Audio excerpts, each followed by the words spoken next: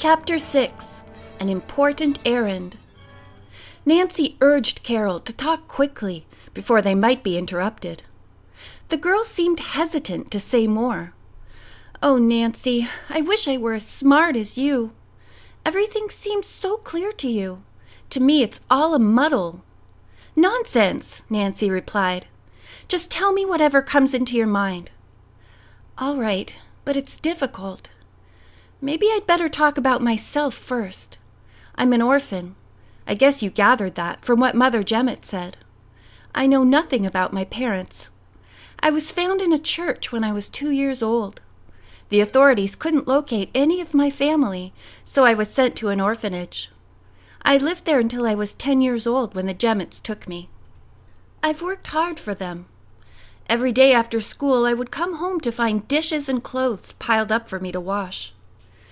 As soon as the law allowed me to leave school, they made me stay home.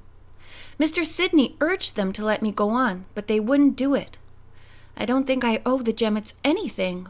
I've paid my way.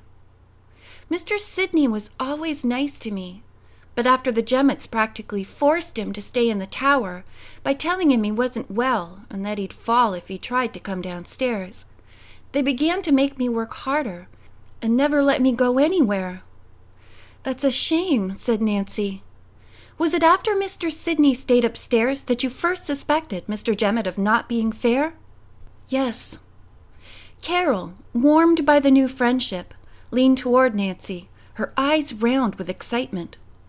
"I'm pretty sure that Father Jemmett is robbing Mr. Sidney. I've seen him sneaking around mysteriously and going to town with packages.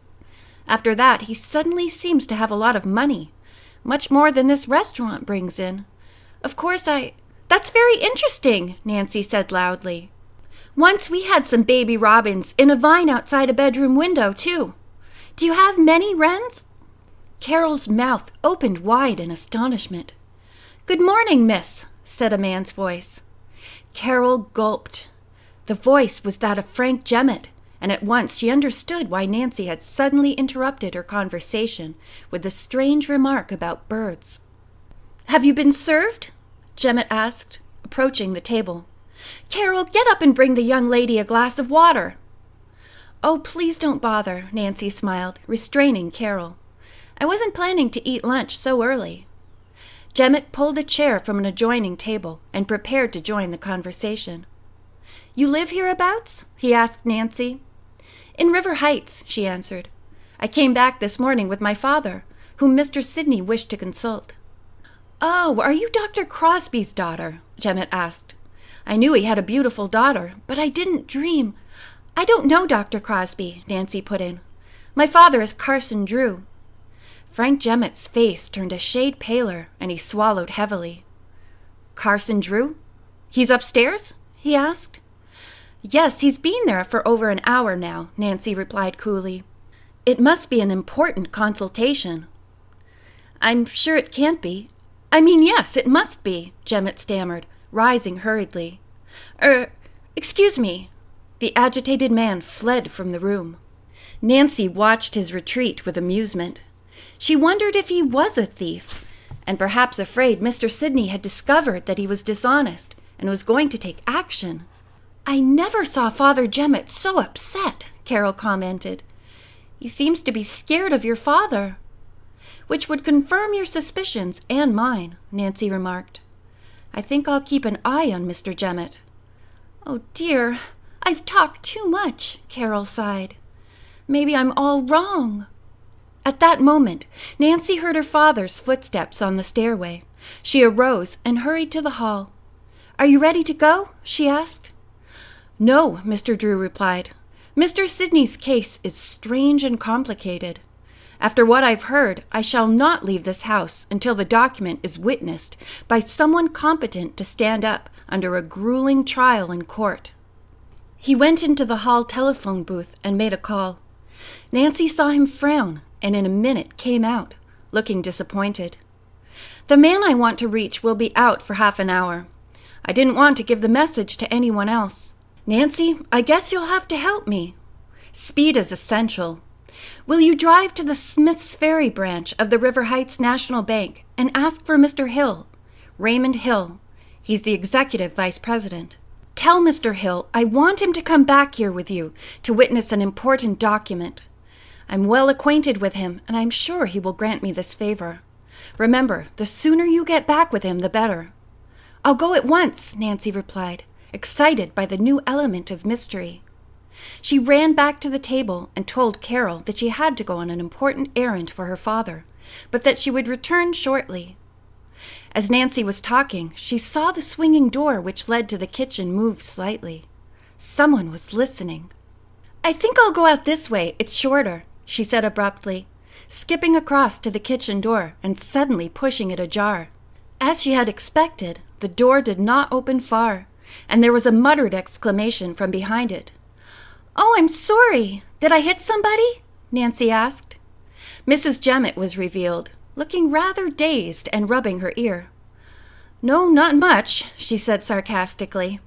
The woman wheeled about, darted through the kitchen, and vanished into the garden. Nancy was at her heels, but Mr. Drew called her back. "You were a little too fast for me," he smiled.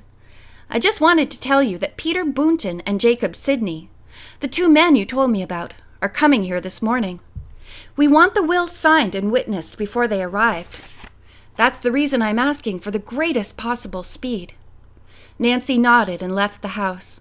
She saw Jemmett, who seemed to be having difficulty starting his automobile. His wife, her back to Nancy, was beside the car talking and gesticulating violently to him. "She's probably telling him about my errand," Nancy thought, "so I must hurry. On the other hand, I may never have another opportunity to look at that buried box. I must find out if it belongs to Asa Sidney." Out of sight of the Jemmetts, she ran to the barn. It took only a moment to roll away the logs in the improvised woodpile and uncover what Jemmett had buried underneath. "If it's what I think, I'm sure Dad would want me to take the chest to the bank," the young sleuth told herself. The loose dirt was easy to brush aside, and anxiety gave Nancy added strength. She saw at a glance that the chest was indeed the one with the carved twisted candles, and marked private property of Asa Sidney. She lifted it out. Lugging the heavy ebony and brass chest, Nancy went around the far corner of the house and climbed into her car. She started the motor, locked the doors, and sped off. The highway ahead was clear. Nancy glanced into her rear vision mirror to see if anyone was on the road behind. What she had feared was true. Frank Jemmett's big car had lurched into the road and was roaring after her. "Does he know where I'm going and why?" she thought. Jemmett's car, although left behind by Nancy's first burst of speed, began to crawl up. "There's no doubt about it. He's after me," Nancy told herself. "Either he's going to prevent my bringing Mr. Hill or force me to give up the stolen chest." End of chapter 6.